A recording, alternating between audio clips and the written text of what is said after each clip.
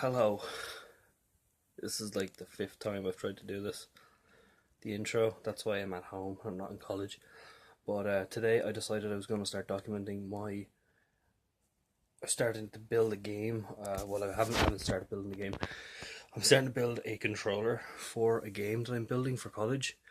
And I thought I might as well just document what I'm doing. I might as well document the process of building, come up with ideas and stuff like that. So I have a few ideas I'm going to run through with you guys, and there's going to be a poll up in the corner, whichever corner it is. Just vote which design you think you like best, and just give me some feedback. I mentioned this at the end as well. So I am currently drinking this because I am a basic white bitch. So I have plenty of ideas. This one, joystick with button, meaning that the button is incorporated into the joystick. This is my favorite. Old school controller, kind of like an NES, I suppose. That's my second favorite. I think this is one of my favorites as well. I have an old NES controller, so I might revamp it with a joystick. I don't know. I'm gonna have to see how it pans out. These are my few ideas. I had another idea to use a TV remote, an old TV remote, but I don't know. I'm gonna have to see. Either way, I'm gonna probably cover myself building it as well. So we'll see how that goes too. Here's the first kind of draft of the bird's eye view of this thing. So here we go. Build a controller out of an Altoids tin. The controller is fairly basic. This part here, the outer bit that I've drawn here, that's just going to be the outside of the Altoids tin. On the inside is the Picade, which is what I'm using as the kind of controller board.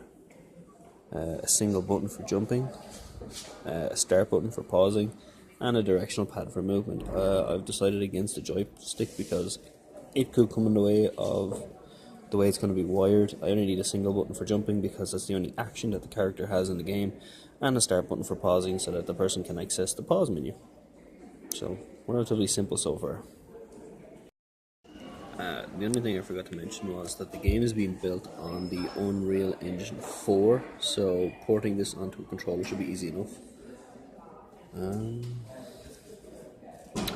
Yeah, I have a few more design things that I have to go over. I've had another idea for a controller that uses both hands rather than just holding a controller or an Altoids tin. I can include two types of tins. For one, on one hand you use the directional pad, and on the other you have the jump button and the pause button.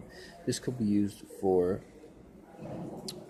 people who are ambidextrous. If you wanted to use your right hand for movement instead of your left, you could do that. It's just an idea for the moment. I'm going to keep going over a few ideas, and anything that I come up with that I really like, I'll probably just show you. You can tell me what you think. It's going to be a lengthy process, so. Ooh.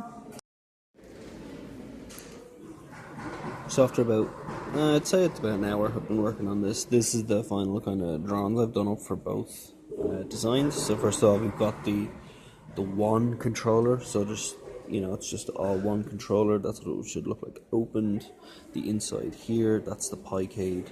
That's what a Picade looks like. This thing would be over the Picade. The Picade has these nub things that you connect your wires to and all that. And then there's the power. There's the start and the pause button and the jump button. So that's what that all translates over to here. The power will come from either a low voltage battery or the Raspberry Pi. That's what all this is connected to, is the Raspberry Pi. So now I will show you the other design. Okay, so this is the other idea I was talking about with the tin here.